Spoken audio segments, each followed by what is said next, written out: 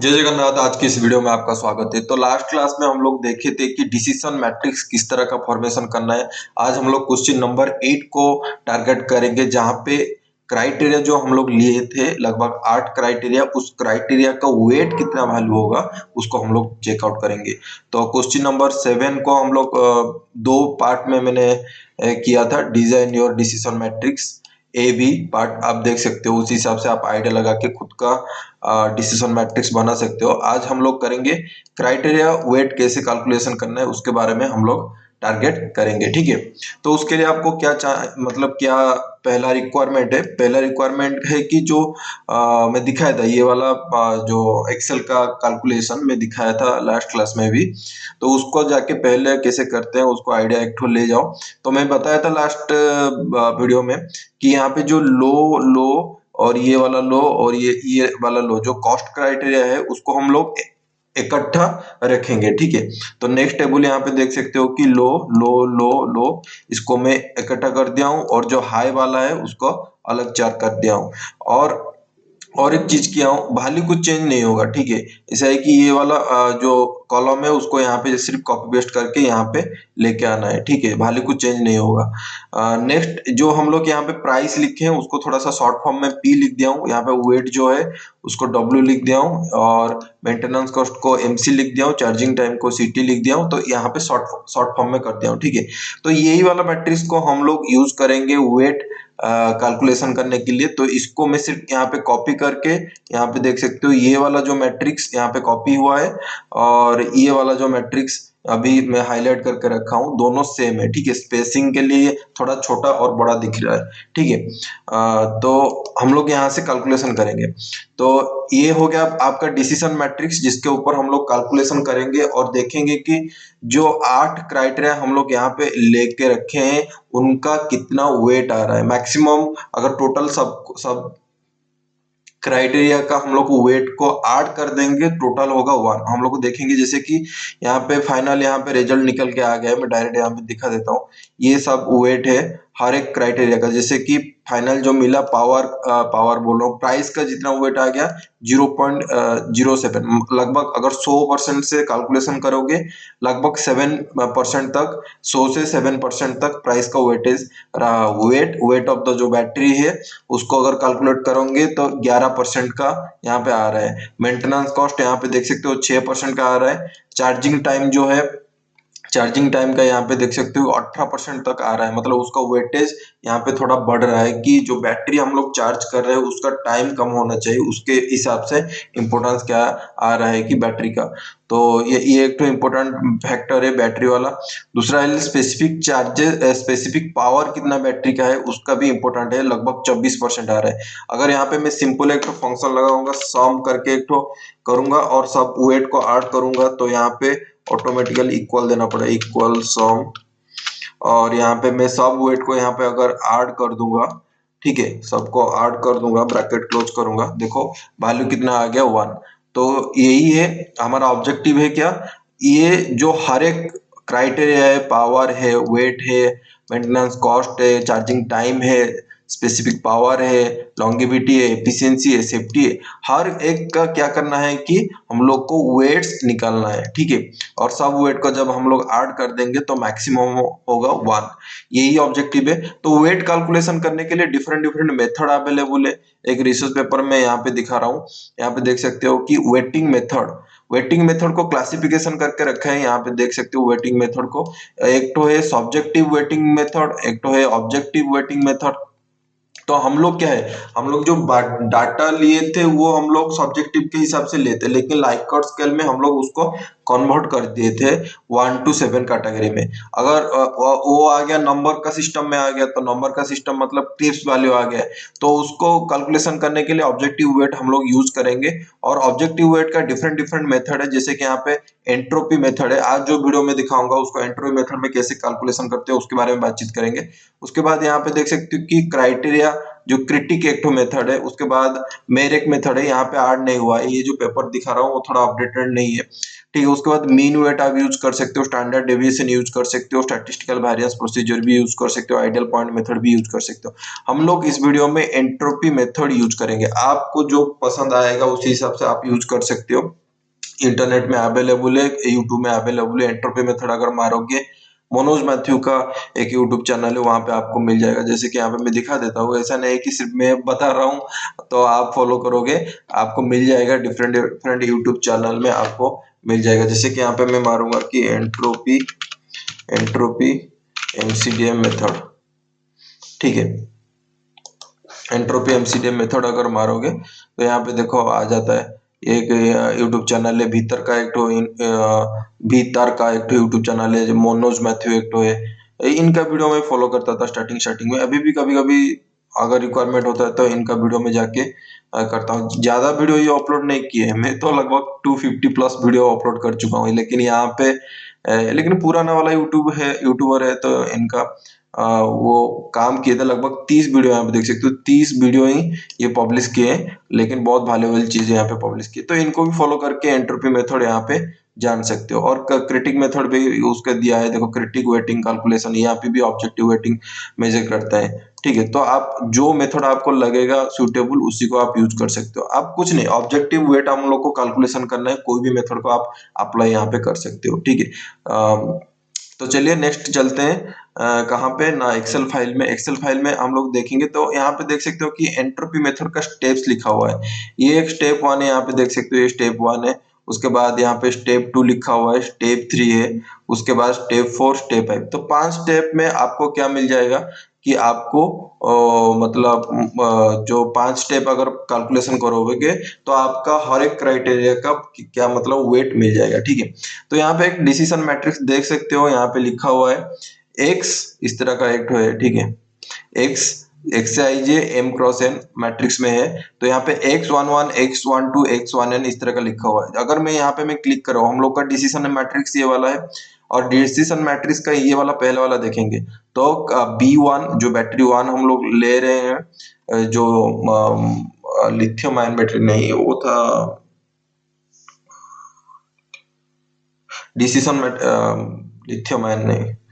हम लोग B1 का क्या लिए थे, B1 का हम लोग लिए थे, भूल जा रहा हूँ, हाँ, bulb regulated lead acid battery. तो लीड एसिड बैटरी का 4 कैटेगरी लिए थे और लिथियम आयन का 4 कैटेगरी लिए थे, ठीक है। तो हम लोग यहाँ पे देख सकते हो ये हो गया जो 3 अब यहाँ पे मतलब हम लोग असाइन किए हैं जो डिसीजन मैट्रिक्स फॉर्मेशन का टाइम में। तो ये हो गया आपका x11, जहाँ पे B1 और C1 का मतलब क्राइटेरिया 1 और बैटरी 1 का बेसिस में यहाँ पे 3 पॉइंट आया है, जो कि असाइन हम लोग किए हैं डिसीजन एक्सपर्ट के थ्रू से।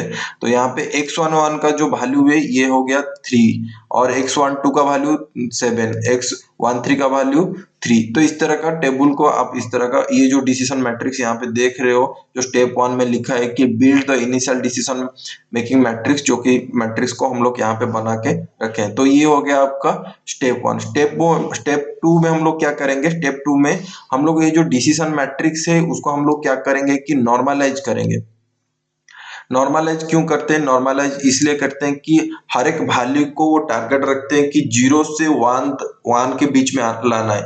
यहाँ पे देख सकते हो जो वैल्यू है 3 है, 4 है, 5 है, 6 है, इस तरह का वैल्यू यहाँ पे असाइन हुआ है। लेकिन जो नॉर्मलाइजेशन जो प्रोसेस होता है वो क्या करता है कि हर एक वैल्यू को, यहाँ पे टेबल में देख सकते हो नॉर्मलाइजेशन ऑलरेडी मैं कैलकुलेशन कर चुका हूँ। नॉर्मलाइजेशन जो है वो ऑलरेडी क्या है, यहाँ पे ऑलरेडी यहाँ पे क्या है कि 0 से 1 तक वैल्यू, यहाँ पे देख सकते हो, यहाँ पे एग्जांपल देखोगे 0.0698, 0.175, ये सब 0 से 1 तक वैल्यू है, ठीक है। तो इसको हम लोग कैसे कैलकुलेट करेंगे, उसको लिए फॉर्मूला लिखा है, देखो वी आई जे मतलब ये अगर देखेंगे ये वाला पॉइंट है V11, उसी हिसाब से ये आ जाएगा V12, मतलब नॉर्मलाइज्ड वैल्यू है जो कि 0 और 1 के बीच में रहेगा। उसका कैसे कैलकुलेशन करना है, वो उसका फॉर्मूला है xij divided by summation of xij। xij तो हम लोग ये पता है, ये है xij, ठीक है। समेशन ऑफ एक्सआईज मतलब ये जितना भी हम लोग क्राइटेरिया 1 में ले रहे हैं, जितना भी हम लोग क्राइटेरिया 1 में ले रहे हैं उसको हम लोग सम करेंगे। तो यहाँ पे 43 का मतलब है कि 3 plus 4 plus 5 plus 5 plus 6 plus 7 plus 7 plus 6 plus, इसको जब ऐड कर देंगे इसको हम लोग क्या करेंगे कि 43 होगा। सिंपल करना है, कुछ नहीं है आपको। ये देखो, इसको मैं डिलीट कर देता हूँ, फिर से आपके सामने करके दिखा देता हूँ। इसको आपको क्या करना है, ये इसको इक्वल लिखना है और सम फंक्शन देना है, ब्रैकेट स्टार्ट करना है और ये वाला जो कॉलम है इसको पूरा सिलेक्ट कर देना है। और सिलेक्ट करने के बाद इसको क्या करना है कि ब्रैकेट क्लोज करके यहाँ पे आप क्या कर सकते हैं कि एंड कर सकते हैं। एंड करने के बाद यहाँ पे देखो 43 आ गया। और इसको जब हम लोग एक्सटेंड कर देंगे तो जितना भी कॉलम है वो ऑटोमेटिकली सम में ऐड हो जाते हैं। वो एक्सेल का बेनिफिट, मतलब जो एक्सेल यूज करते हैं उसको आइडिया होगा कि किस तरह का यहाँ पे बेनिफिट होता है कि जब ड्रैग करते हैं तो मिल जाता है। जैसे कि यहाँ पे एग्जांपल दूंगा, 36 को अगर यहाँ पे देखूंगा वो डायरेक्ट यहाँ पे हाईलाइट करके दिखा देता है कि 4 plus 5 plus 3 plus 4 plus 7 plus 4 plus 4 plus 5 सम होके टोटल वैल्यू यहाँ पे आपका कितना 36 आ रहा है। ठीक है, तो इस तरह का आप क्या कर सकते हो कि सम वैल्यू निकाल सकते हो। अभी देखो एक्सआईजे वैल्यू हम लोग के पास है, यहाँ पे एक्सआईजी का वैल्यू पास है और क्या पास हम लोग का पास है 43, मतलब जो समेशन ऑफ एक्सआईजी, ये जो कॉलम में जितना वैल्यू है उसका सम वैल्यू है।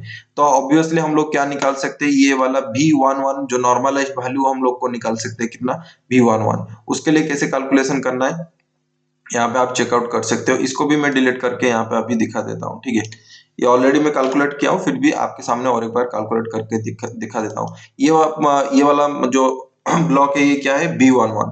उसके लिए फॉर्मूला क्या है X11 divided by summation of जो एक्सआईज है। ठीक है, तो यहाँ पे X11 क्या है, ये X11 है डिवाइडेड बाई हम लोग क्या करेंगे कि समेशन 43 लगेंगे। लेकिन यहाँ पे 43 करोगे, देखो एंट्री कर दोगे तो यहाँ पे सिर्फ ये वैल्यू आएगा। ठीक है, जब इसको आप एक्सटेंड करोगे तो यहाँ पे प्रॉब्लम क्या आ रहा है उसको थोड़ा सा हम लोग चेकआउट करेंगे। तो इसको अगर मैं क्लिक कर रहा हूँ यहाँ पे देखो ये वैल्यू का पास ये वैल्यू आ रहा है 40 का आ रहा है, तो कुछ प्रॉब्लम नहीं है। ठीक है, मतलब ये X12 divided by 40 is equal to हम लोग का ये वैल्यू आ रहा है। ठीक है, इसको आप एंटर कर सकते हो। तो ये यहाँ पे जितना वैल्यू है सब सब मतलब सब ठीक है। तो इसको आप क्या कर सकते हो कि ये वाला जो रो है उसको हम लोग ड्रैग करके कॉलम के हिसाब से भी फिट कर देंगे। लेकिन यहाँ पे प्रॉब्लम क्या आ रहा है, तो यहाँ पे प्रॉब्लम आ रहा है कि देखो यहाँ पे सब हैच आ रहा है। मतलब देखो अगर यहाँ पे क्लिक करोगे तो ये तो ले रहा है X21 वैल्यू तो ले रहा है हम लोग को, क्या ये ये इसका हम लोग को निकालना है क्या। यहाँ पे जो मैं थोड़ा सा हाईलाइट कर रहा हूँ, ये जो प्रॉब्लम दिखा रहा है DIV/0 एक्सक्लेमेटरी पॉइंट दिखा रहा है, यहाँ पे तो प्रॉब्लम आ रहा है। क्यों आ रहा है, जब इसको सिलेक्ट करोगे देखो ये क्या है 4 डिवाइडेड बाई ये वाला कॉलम है, मतलब ये वाला पोजीशन आ रहा है 4, मतलब 43 के नीचे आ रहा है। 43 ब्लैंक स्पेस है तो यहाँ पे डिफाइंड नहीं हो रहा है, तो इसलिए इस तरह का प्रॉब्लम आ रहा है। तो हम लोग क्या करेंगे कि इसको हम लोग थोड़ा सा डिलीट करेंगे। तो हम लोग करेंगे क्या, थोड़ा सा एक्सेल का फॉर्मूला को यूज करेंगे। तो यहाँ पे जो फॉर्मूला था जो C13 था, यहाँ पे देख सकते हो कि C13 मतलब कॉलम कॉलम 1 का, यहाँ कॉलम C का 13 वाला रो। ठीक है, तो हम लोग का जो रो है ये क्या हो रहा है, चेंज हो रहा है, लेकिन कॉलम क्या हो रहा है, कॉलम फिक्स है। तो हम लोग क्या करेंगे कि कॉलम से पहले जो C वाला कॉलम हम लोग यूज कर रहे हैं वहां पे हम लोग क्या करेंगे, एक तो डॉलर साइन लगा देंगे। डॉलर साइन लगा देंगे मतलब C वाला कॉलम फिक्स हो गया, अभी वो चेंज होने वाला नहीं। तो उसको हम लोग क्या करेंगे कि एंट्री कर देंगे। देखो इसके बाद प्रॉब्लम सॉल्व हो जाएगा। तो इसको हम लोग एक्सटेंड कर देंगे। तो यहाँ पे अगर हम लोग देखेंगे 93 को, मतलब ये वाला ब्लॉक अगर देखेंगे तो यहाँ पे प्रॉब्लम क्या आ रहा है, देखो यहाँ पे C वाला प्रॉब्लम आ रहा है, मतलब C वाला फिक्स हो गया। हम लोग को क्या चाहिए 4/36 चाहिए, तो यहाँ पे भी प्रॉब्लम सॉल्व नहीं हुआ है। तो इसको आपको थोड़ा सा इस तरह का डॉलर साइन जब लगा रहे हो थोड़ा सा आपको देखना पड़ेगा। ठीक है, तो कॉलम को हम लोग एक बार चेक कर लेता हूँ। हाँ, हम लोग को कॉलम को चेंज करना है। ठीक है, C1 D E F इस तरह का कॉलम को चेंज करना है, लेकिन 13 लाइन को फिक्स करना है, मतलब रो को फिक्स करना है। हाँ ये ठीक है, रो को फिक्स करना है। तो रो को यहाँ पे हम लोग फिक्स कर दे कि 13 नंबर का जो रो है उसको पीछे हम लोग डॉलर लगा देंगे। तो जब भी आप डॉलर साइन लगा रहे हो उसी हिसाब से थोड़ा सा चेक करो कि जो फॉर्मूला है वो मैच कर रहा है कि नहीं। अभी देखो ये आ रहा है, ठीक है, 4/36, ये ठीक ठाक आ रहा है। दूसरा वाला भी आप चेकआउट कर सकते हो, यहाँ पे ठीक है 2/35, तो ये ठीक ठाक आ रहा है। लेकिन हम लोग बाकी भी नीचे है उसको भी हम लोग को फिलअप करना है। देखो हम लोग ड्रैग करके देखते हैं, यहाँ पे अभी आ गया, जैसे कि 0.17 ये वाला ब्लॉक को मैं अगर पकड़ता हूँ और क्लिक करता हूँ, यहाँ पे देखो ऑटोमेटिकली आ गया कि ये था हम लोग का एक्स वैल्यू, ये बस summation of X I J value. तो ये लगभग अभी ठीक आ गया। तो आपको क्या करना है, आपको पहले वो एक्स आई जे का वैल्यू यहाँ पे सिलेक्ट करना है, divided by summation of X I G का करना है। लेकिन यहाँ पे जो रो वैल्यू है, रो से पहले हम लोग को एक तो डॉलर साइन पुट करेंगे, तभी जाके ये वाला वैल्यू आएगा। तो इस तरह का आप क्या कर सकते हो कि नॉर्मलाइजेशन कर सकते हो, ठीक है, यहाँ पे नॉर्मलाइजेशन कर सकते हो।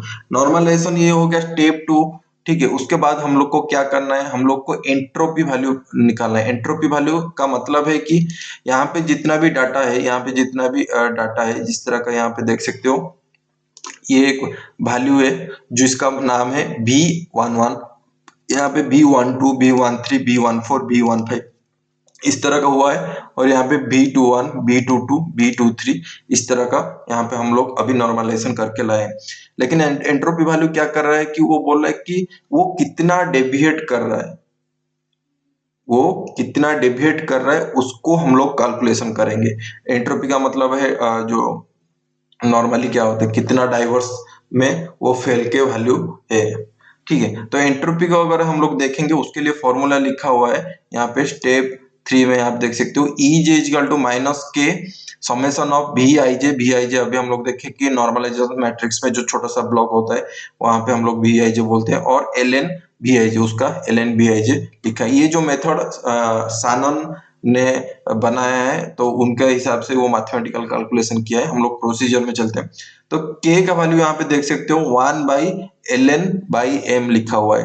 k का वैल्यू आपको निकालना पड़ेगा। k का वैल्यू क्या है, k का वैल्यू है यहाँ पे 1/ln/m, 1/ln/m। m क्या है, नंबर ऑफ अल्टरनेटिव। हम लोग यहाँ पे कितना अल्टरनेटिव लिए, अल्टरनेटिव लगभग हम लोग 8 तो लिए, तो यहाँ पे हम लोग 8 पुट करेंगे। तो k का वैल्यू यहाँ पे अगर क्लिक करोगे, ठीक है, यहाँ पे देखो मैं डबल क्लिक कर रहा हूँ, तो यहाँ पे k का वैल्यू इक्वल टू 1/ln8। 8 क्यों लिया हूँ, क्योंकि नंबर ऑफ अल्टरनेटिव हमारा इस प्रॉब्लम में 8 है, ठीक है। तो इसी हिसाब से आप क्या कर सकते हो कि के का वैल्यू आप कैलकुलेट कर सकते हो। और ये एक तो फिक्स वैल्यू हम लोग रखेंगे, क्योंकि इसको हम लोग को मल्टीप्लाई करना है जब भी हम लोग को एंट्रोपी का वैल्यू निकालना है। तो एंट्रोपी कैसे हम लोग निकालेंगे, तो उसके लिए थोड़ा सा सब डिवीजन किया हूँ। जैसे कि ये जो B I J L N B I J, इसको यहाँ पे कैलकुलेट किया हूँ। इसको अगर मैं डबल क्लिक करूंगा, यहाँ पे देख सकते हो ये, हाँ, यहाँ पे देख सकते हो C17, ये वाला क्या है, C17, यहाँ पे देख सकते हो ये वाला ब्लॉक है, ठीक है। तो ये क्या है, नॉर्मलाइजेशन मैट्रिक्स के अंदर क्या है, बी आई जी के हिसाब से है। उसके बाद उसका एल एन C17 के साथ मल्टीप्लीकेशन किया है, ठीक है। तो इसको भी मैं करके दिखा देता हूँ फॉर्मूला के हिसाब से, ताकि आपको कुछ डिफिकल्टी फेस ना करना पड़े, ठीक है। इसको मैं डिलीट कर देता हूँ और करके दिखा देता हूँ, ठीक है। तो इसको हम लोग क्या करेंगे, इक्वल करेंगे। तो नॉर्मलाइजेशन मैट्रिक्स में जो वैल्यू है, पहला वाला जो B11 वैल्यू है, उसको हम लोग किसके साथ मल्टीप्लाई करेंगे, ln वैल्यू यूज करेंगे, और उसी एलिमेंट का हम लोग जो ln वैल्यू है उसको हम लोग लेंगे और एंटर करेंगे। इस तरह का आपका आ जाएगा, ठीक है। तो इसको आप क्या कर सकते हो, इस तरह का एक्सटेंड कर सकते हो, और हर कॉलम रो को आप फिलअप कर सकते हो, ठीक है। तो अगर इसको मैं डबल क्लिक करता हूँ, यहाँ पे देख सकते हो J17 लिखा हुआ है। J17 मतलब भी मतलब जो नॉर्मलाइजेशन मैट्रिक्स के अंदर जो ये ब्लॉक है, उसको हम लोग खुद का मतलब उसी एलएन वैल्यू के साथ हम लोग यहाँ पे मल्टीप्लाई कर रहे हैं। तो इसको आप लोग क्या करके एंट्री कर सकते हो, इसको यहाँ पे सिलेक्ट कर सकते हो। देखो यहाँ पे कुछ हम लोग डिवाइड नहीं कर रहे, सिंपल मल्टीप्लाई कर रहे हैं। तो यहाँ पे डायरेक्ट आपको यहाँ पे एक्सटेंशन कर सकते हो, ठीक है। तो यहाँ पे अगर हम क्लिक करते हैं, ये वाला मैं ब्लॉक देखता हूँ, सिंपल क्या है, उसी एलिमेंट के साथ एल एन वैल्यू को हम लोग यहाँ पे मल्टीप्लाई किए हैं, तो कुछ प्रॉब्लम नहीं है। तो यहाँ पे कुछ ऐसा नहीं कि डॉलर साइन देना पड़ेगा।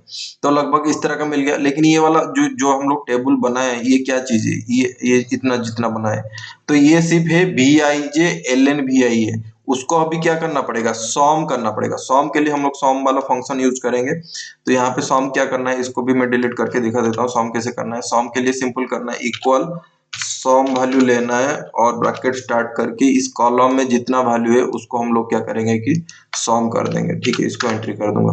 तो एंट्री करने के बाद इस तरह का आपका सॉम का वैल्यू आ जाएगा और इसको एक्सटेंड करेंगे तो इसका रिजल्ट इस तरह का आपका आ जाएगा। तो इसको सिंपल भी चेक कर सकते हो, जब इसको आप डबल क्लिक करोगे तो ये दिखेगा कि सॉम वैल्यू इस कॉलम का है। तो अभी हम लोग को मिल गया कि ये वैल्यू टोटल मिल गया क्या, B I J L N B I J का सॉम वैल्यू मिल गया। अभी क्या करना है, माइनस के मल्टीप्लाई करना है। के का वैल्यू मैं अभी बोल दिया कि के का वैल्यू कैसे निकालना है, 1/ln m। m क्या होता है, नंबर ऑफ ऑल्टरनेटिव है। तो उसका वैल्यू के का वैल्यू यहाँ पे निकल के आया है 0.48 इस तरह का आया है। ठीक है, अभी हम लोग को ईजे वैल्यू निकालना है। तो ईजे वैल्यू जब हम लोग निकालेंगे उसके लिए यहाँ पे देखो, ईजे वैल्यू को मैं फिर से डिलीट करके यहाँ पे दिखा देता हूँ ईजे वैल्यू कैसे कैलकुलेट करना है। इसको हम लोग करेंगे इक्वल लगाएंगे, उसके बाद माइनस लगाएंगे क्योंकि फॉर्मूला यहाँ पे देख सकते हो माइनस है।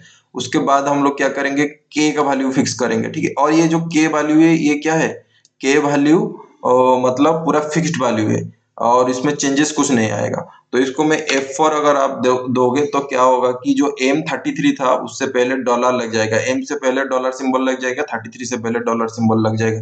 तो जब मतलब रो और कॉलम से पहले डॉलर सिंबल लग जाता है इसका मतलब वो वैल्यू फिक्स हो जाता है, उसमें कुछ चेंजेस नहीं आएगा। उसके बाद हम लोग क्या करेंगे, उसके बाद हम लोग मल्टीप्लाई करेंगे जो वैल्यू हम लोग का सॉम हुआ था। यहाँ पे देख सकते हो सॉम वैल्यू यही था, तो इसको हम मल्टीप्लाई करेंगे तो इसके बाद एंट्री कर देंगे।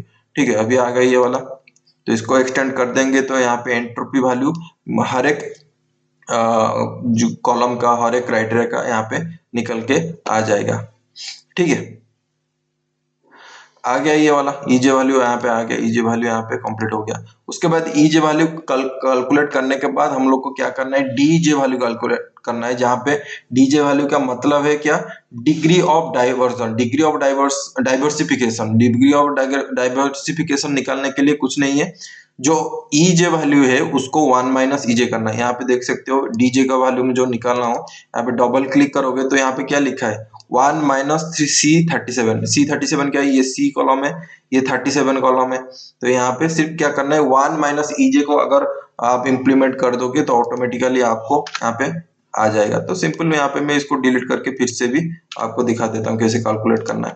तो यहाँ पे कर देंगे क्या, इक्वल मारेंगे 1 माइनस ईजे करेंगे, ईजे ये ऊपर में है तो इसको अगर सिलेक्ट कर देंगे और एंट्री कर देंगे तो यहाँ पे देखो ईजे वैल्यू आ जाएगा। तो ईजे वाले जब को इसको एक्सटेंड कर देंगे यहाँ पे आ जाएगा टोटल हर एक का। तो यहाँ पे देख सकते हो डबल क्लिक करोगे तो पता चल जाएगा क्या है, ठीक है कि नहीं, 1 माइनस J37 लिखा हुआ है।